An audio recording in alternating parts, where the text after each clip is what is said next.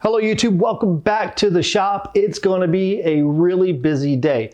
We have the serving board that we are working on. We have to get this into the frame. But before we work on that, I have a buddy coming over. He has glued up sections of a cherry butcher block countertop. We need to take that, we need to join it, we need to plane it, we need to get all those sections together. It's a two-person job, so put your back brace on. We got some lifting to do. Oh, so heavy. Oh, I don't want to joint that. I changed my mind, it's too heavy.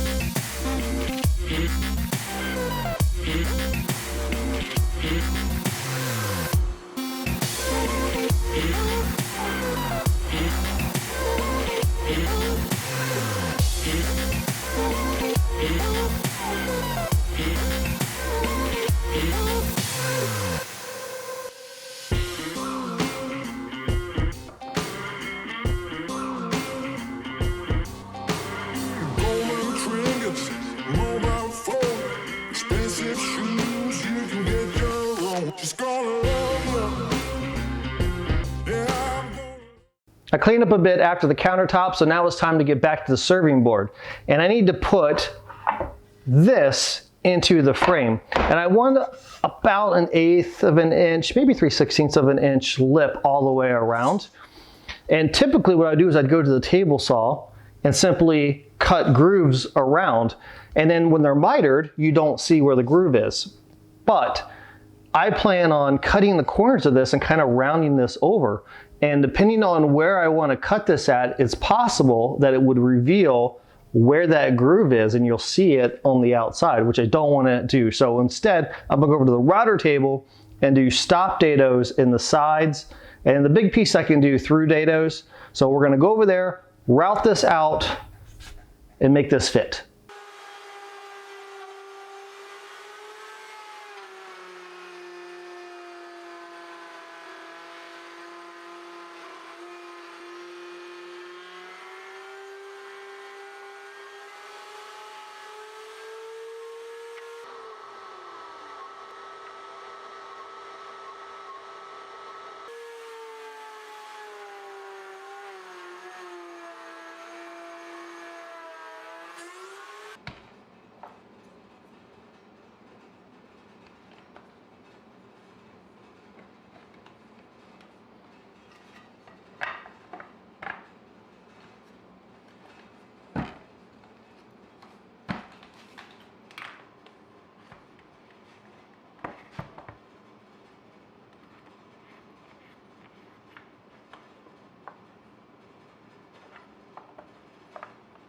This fit together really well, I like it.